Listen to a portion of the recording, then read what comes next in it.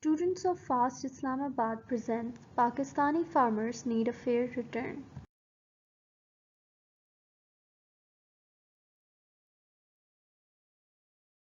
Agricultural pricing policy refers to government's role in deciding prices of agricultural inputs and outputs. The government plays a critical role in determining what and how much to produce through its pricing policy. On input prices, the government provides subsidies on seeds, irrigation facilities, tube wells, fertilizers, land, credit, and machinery. The rationale of input pricing policy is to provide production incentives to encourage adoption of new technology and greater investment by the farmers. Output prices include fixation of support or procurement prices of various agricultural crops. These crops include wheat, rice, cotton, maize, pulses, etc.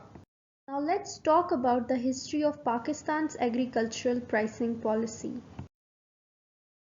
During 1947 to 1958, the main objective of government was to develop industrial base for Pakistan through agricultural support. However, no support was given to farmers on the prices of inputs and outputs.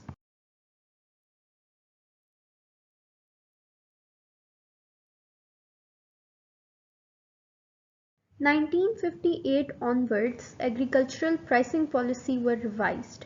Biological, chemical and mechanical inputs were popularized. This time period was named as the Green Revolution, in which a lot of subsidies were provided to farmers, and in this period the government provided a lot of support to farmers on the prices of input.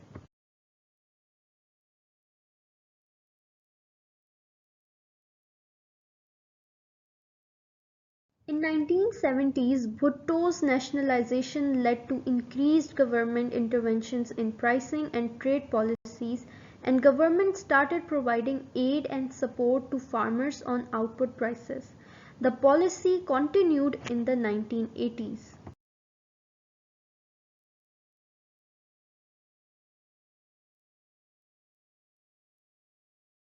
From 1990s to present day, IMF support program to Pakistan has led the government to reduce subsidies on seeds, tube wells, fertilizers in order to reduce its expenditure. However, the government still provides support on output prices, but there is little to none support on the input prices.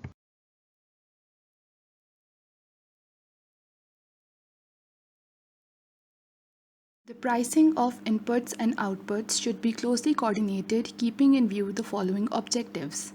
First objective is balanced growth of agricultural sector. Carefully devised price signals can promote a balanced increase in production of agricultural products.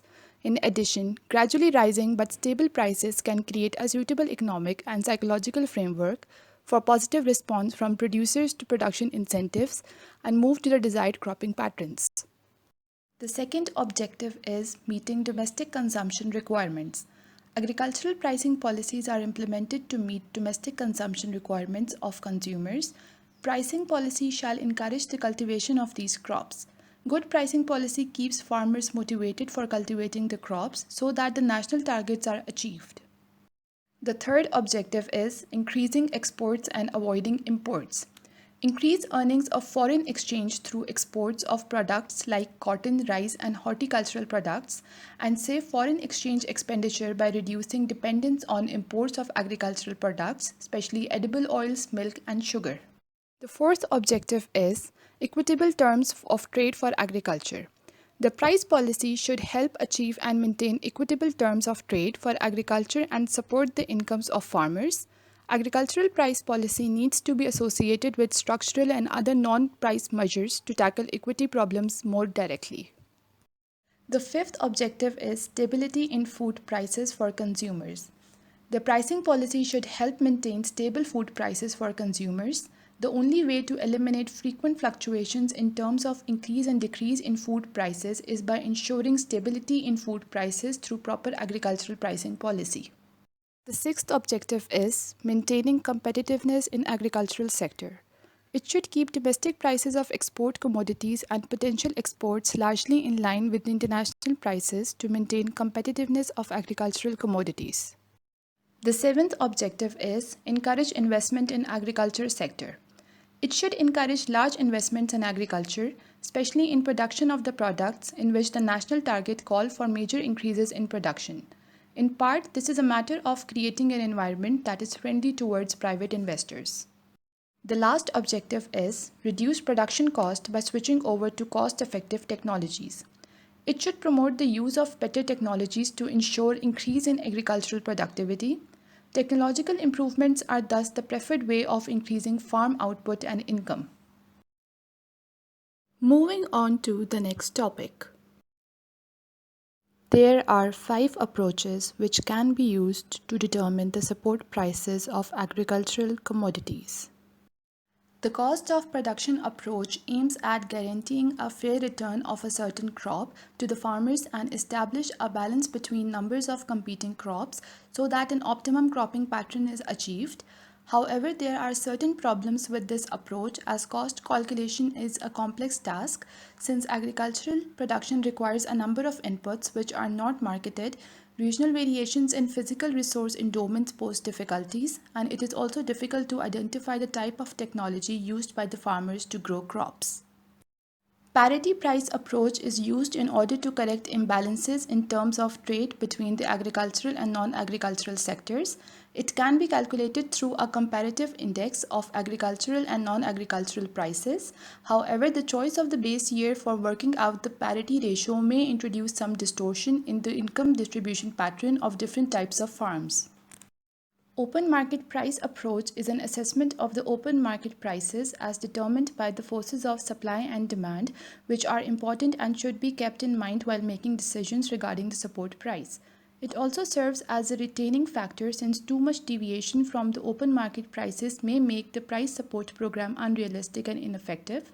However, it is difficult to make an accurate assessment of the open market prices since the markets are highly imperfect and unstable. Intercrop parity index reflects the relative positions of various agricultural products and the rates at which these are exchanged. Its main utility is that it monitors the use of scarce resources for competing crops and calculates optimal resource allocation. World prices is relevant in the agricultural sector if the government or the policy makers are targeting to export or import certain agricultural commodities.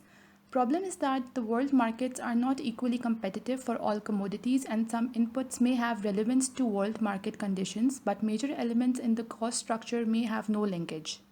So how does the government provide support to farmers on the output prices? In case of wheat, the government announces a support price and purchases the crop directly from the farmers in specific quantity at a particular price, which is usually higher than the market price. So overall, the price of the crop in the market increases as the demand increases and farmers are at benefit as their earnings increase. In case of sugarcane, government sets a minimum price at which the crop can be purchased from the farmers. In December 2020, the National Assembly Standing Committee on National Food Security and Research asked the Food Ministry to increase wheat support price to Rs 1800 per 40 kg. According to the Food Minister of Punjab, the decision to increase the price of wheat in Punjab was going to be beneficial for the farmers and considered it as the best policy for prosperous farmers and consumers, which is the first priority of the present government. This article shows the wheat support price throughout the years and finally in March 2021, the government fixed the wheat support price at Rs 1800 per 40 kg from Rs 1650 per 40 kg. With this, our presentation comes to an end. We would like to thank you all for listening. Allah Hafiz.